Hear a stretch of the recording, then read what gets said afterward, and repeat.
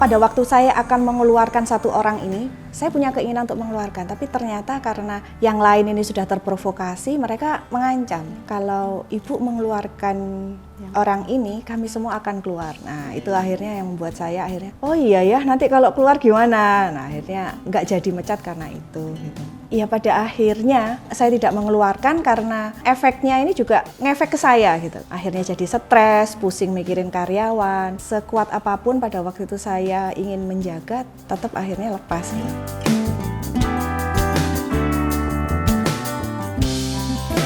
Bagaimana rasanya? Rasanya nggak enak. Seperti orang gila, gitu. Stres saya setiap pagi minum obat pusing. Gitu. Kenapa? Karena setiap pagi itu nangis. Gitu. Tanpa merasa sedih pun ternyata tubuh kita itu bereaksi. Assalamualaikum warahmatullahi wabarakatuh. Saya Rizky Rahmadianti, owner dari Little Bee Boutique dan Rira Clothing Konveksi. Kami domisilinya di Surabaya. Dulu itu karyawan, jadi saya kerja di televisi swasta sebagai engineer. Engineer itu teknisi. Ya, jadi kerjaan saya sama mesin. Nama saya Fitri.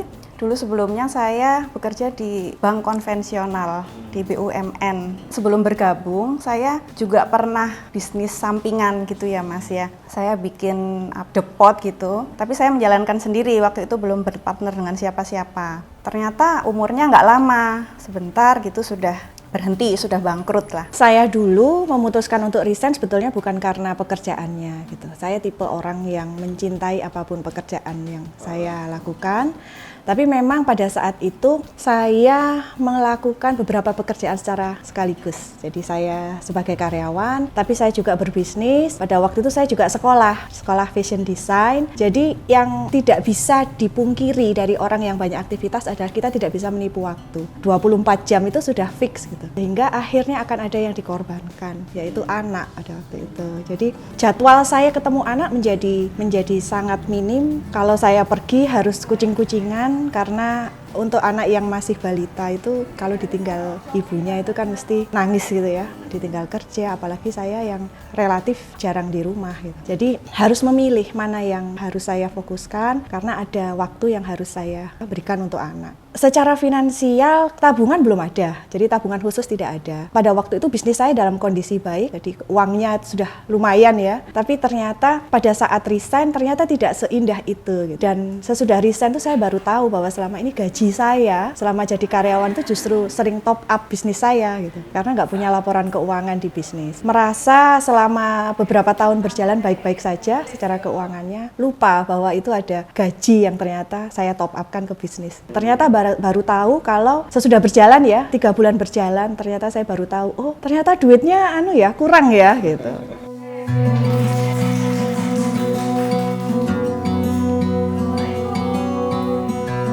Awalnya dulu saya membuat jilbab Ananda. Penjualannya lebih banyak secara offline, jadi belum terlalu banyak di online ya. Tapi saya pada waktu itu memulainya juga dari website, kemudian banyak distributor yang rata-rata punya toko offline. Solusinya adalah ya saya tetap berjalan gitu ya. Saya mencari coach ya. Gitu. Sebabnya apa? Goalnya adalah ingin menaikkan penjualan, tapi ternyata tidak semudah itu untuk menaikkan penjualan. Prosesnya juga panjang.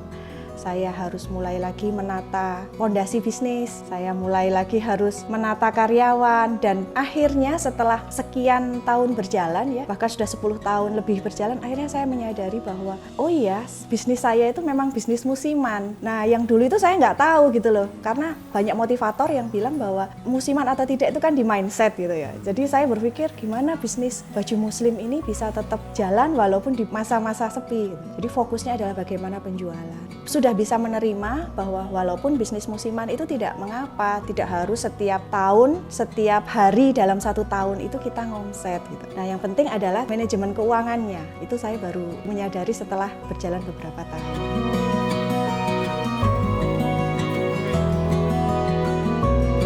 Pada saat saya resign 2009 ya, saya timbul khawatiran nanti ini saya mau punya teman siapa ini, karena pada waktu karyawan kan teman-teman saya sama-sama karyawan gitu ya. Pada saat saya resign maka saya harus berpindah lingkungan gitu. Ketemu dengan TDA pada waktu itu masih menggunakan Yahoo Group, pakai milis. Saya bergabung di situ dan kemudian di TDA Surabaya kebetulan sedang ada Kopdar. Jadi saya gabung, datang aja di TDA Surabaya dan ketemu teman-teman baru yang ternyata semua punya keinginan untuk bisnis ya, karena belum semua punya bisnis, tapi kami punya lingkungan baru gitu. Saya punya lingkungan baru, ketemu dengan orang-orang yang kurang lebih problemnya sama lah, dan kita bisa belajar dari teman-teman yang sudah melewati kesulitan-kesulitan yang dihadapi dalam bisnis.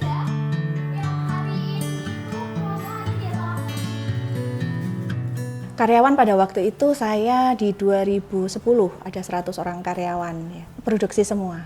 Penjualannya ya hanya kebanyakan orang produksi ya, jadi 100 orang itu. Dan pada waktu itu juga saya tidak menyadari gitu ya, bahwa mengelola karyawan pada saat punya 1 orang karyawan itu berbeda saat punya 5 orang karyawan, punya 50 orang karyawan, punya 100 orang karyawan, itu berbeda. Dan ternyata itu ada caranya, saya nggak tahu itu. Saya nggak ngerti bahwa ternyata pada saat banyak karyawan itu bagaimana mengatasi karyawan yang toksik. Nah itu nggak segera saya beresin, akhirnya malah menyebar itu, dan 100 orang itu habis.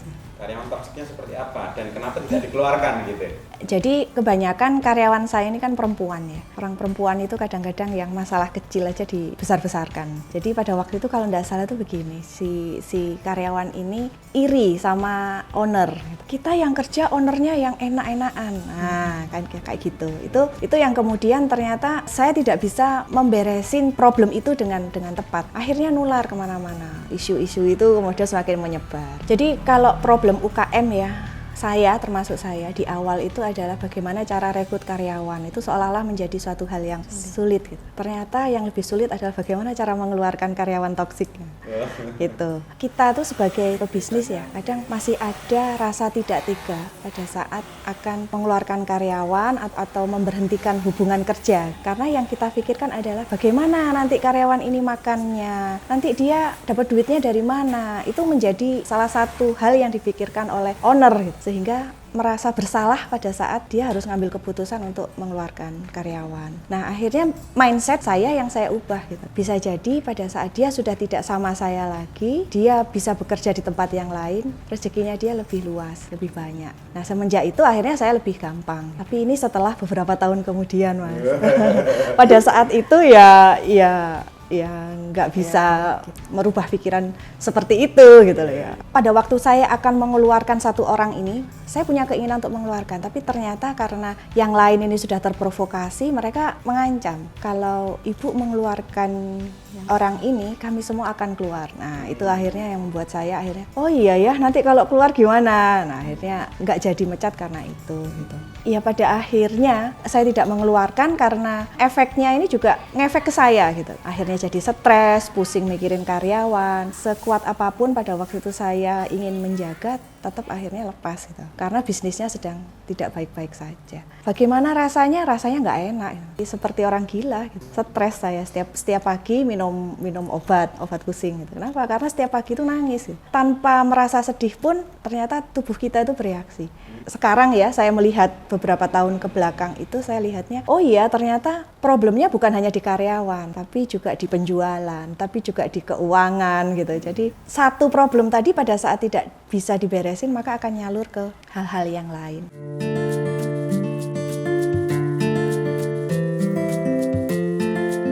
Pada waktu itu saya ikut coaching ya, dan sama coach saya ditanya model bisnis saya seperti apa gitu. Kemudian sudah saya bercerita, beliau minta harus ada partner yang masuk. Saya bisa melanjutkan coaching ini kalau Bu Rizky nyari partner. Harus ada partner, tidak bisa sendirian. Jadi saya nyari partner dan kebetulan adik saya ini yang pada waktu itu masih karyawan punya problem juga. Problemnya ibu-ibu bekerja itu kan ya anak gitu.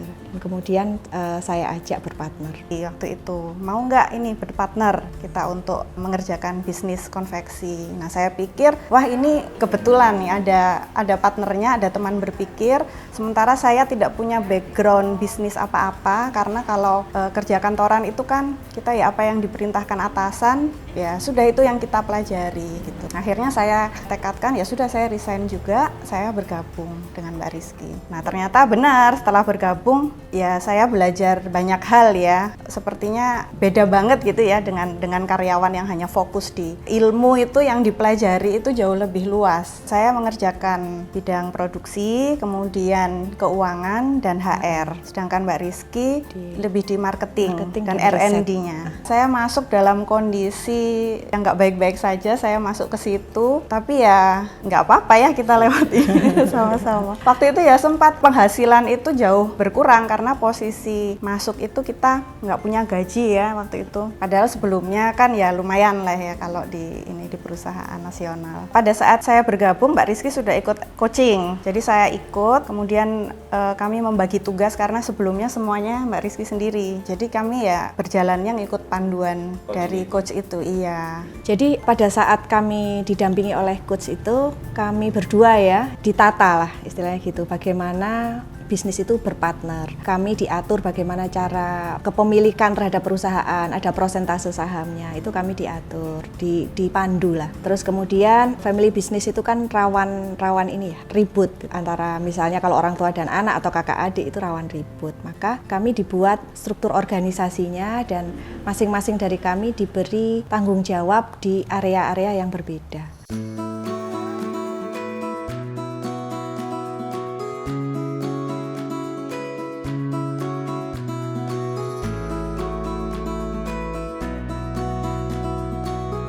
Bisnisnya adalah dari ujung ke ujung, end to end. Jadi bisnis saya ini mulai produksi sampai akhirnya jual ke end user. Itu terlalu panjang jika dikerjakan sendiri. Pada waktu itu kita nggak tahu sih tentang kepribadian ya. Jadi disuruh nyari partner dan ternyata ketemu sama adik. Dan sepanjang perjalanan kok cocok gitu ya. Ternyata nggak sengaja juga gitu. Ternyata bahwa saya dan Fitri itu punya tipe karakter yang berbeda gitu. Kalau dalam sebuah permainan sepak bola ya, kan kita nggak mungkin striker semua gitu. Harus ada yang bertugas di striker, harus ada yang bertugas di penjaga gawang. Tahun 2010-2011 itu adalah masa-masa saya meriset ulang bisnis yang sudah saya jalani. Jadi waktu itu Jilbab Ananda dan Rizani Muslimwear itu saya mati surikan lah. Saya memulai dari tidak punya modal, punyanya mesin jahit, maka di situ terbentuklah Rira Clothing Konveksi.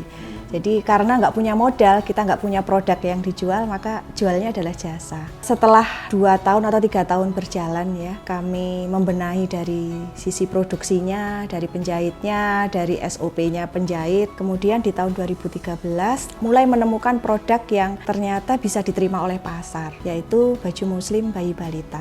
Awalnya kita brandnya namanya LB, jualnya di Little Bee Boutique, dan setelah beberapa saat berjalan, kemudian kita daftarkan ke merek ya, ke Haki, ternyata sudah ada yang pakai sehingga kami rebranding lagi menjadi Lil Bee. Sekarang yang berjalan ada 2, kita punya produk dan secara jasa yang Rira Clothing Konveksi masih jalan. Kalau Little Bee Boutique awalnya karena kami nggak punya modal, kami memulai dari PO ya. Jadi kami bikin sampel dulu, difoto, kemudian dari PO. Di 2013 itu dalam 1 bulan kami terima 4.000 pieces ya. Produksi saya tidak secepat itu bisa menghasilkan produk sejumlah yang orderan yang masuk. Ya itu harus diatasi gitu, bagaimana menjadwal ulang pada saat produk ini tidak terdeliver ke customer on time. Belajar dari situ akhirnya kami mulai memanage ya. Kami punya stok sekarang, diawali dengan sedikit-sedikit ya, dari uang tadi diputar. Kami tidak pakai duit dari luar. Pada awal-awal Little Bee Boutique berjalan, kami putar modal. Jualan baju muslim itu biasanya ke wanita ya, teenager atau ke ibu-ibu. Tapi ini yang disasar adalah bayi dan balita. Apalagi masa-masa sosial media mulai berkembang. Ingin pamer anaknya misalnya, ingin anaknya fotonya jadi bagus gitu. Maka itu kan perlu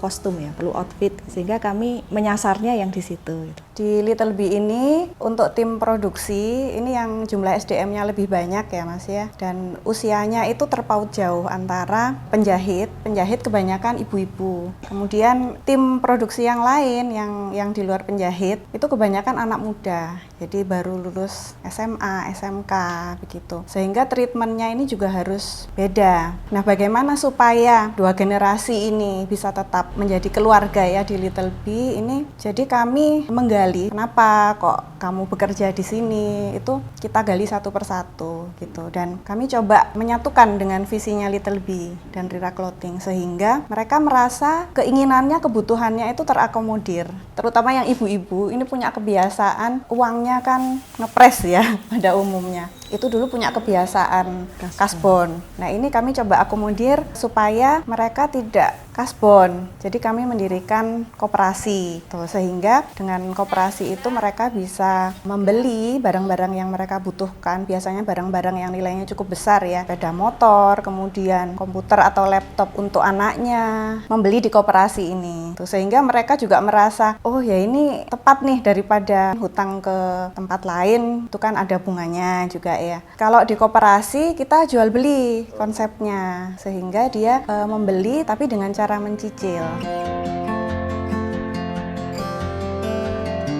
Penjualan ya, rata-rata itu kalau harian di low season itu kita di angka puluhan paket. Tapi pada saat high season naiknya bisa sampai 10-20 kali lipat per harinya. Di pandemi kemarin memang membuat kami di awal khawatir ya, ini bagaimana ke depannya, apalagi kita diminta untuk WFH. Ya untungnya penjahit kami itu sudah punya mesin-mesin di rumah. Penjahit work from home WFH tapi dikerjakan di rumah, sehingga secara produksi bisa dibilang kami tidak ada masalah. Nah, di penjualan justru pada saat pandemi naik. Kalau sekarang ya untuk berjualan, jadi walaupun di masa-masa low season kita harus tetap beraktivitas, aktivitas jualannya harus tetap. Jadi kita ikutin apa yang sedang tren. Kalau sekarang trennya adalah jualan secara live, kita juga melakukan itu melalui TikTok ya. Kami juga jualan di TikTok. Jadi tetap harus dilakukan, menggunakan influencer di sosial media. Masing-masing sosial media itu punya influencer, itu kami berpartner, kami mencari affiliate juga kami lakukan supaya tetap berjalan.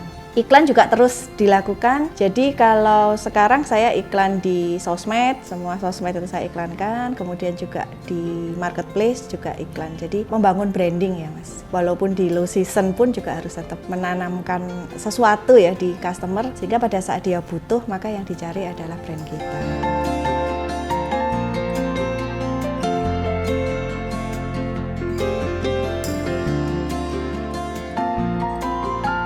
Punya bisnis yang lokasinya di perumahan ya, apalagi di Surabaya, itu tantangannya cukup besar ya, dari segi asetnya, kemudian dari segi karyawannya itu juga lumayan di atas kalau kita punya lokasi atau di tempat yang UMR-nya di bawah Surabaya gitu ya. Jadi saya pun juga ingin membesar gitu ya, punya tempat produksi di luar kota supaya biaya-biayanya dapat ditekan gitu. Tapi ya orang tua menginginkannya adalah tetap bersama beliau gitu. Supaya apa? Setiap hari bisa ketemu gitu. Ternyata kalau posisi saya sekarang ya anak-anak itu sudah besar juga pengen ketemu terus gitu ya. Walaupun kalau punya anak sudah SMP itu biasanya punya dunianya sendiri. Sebetulnya adalah terutama ibu ya. Jadi saya ingin itu apa yang saya lakukan itu orang tua itu ridho gitu. Karena bisa jadi saya berjalan sampai sekarang juga doanya kedua orang tua saya.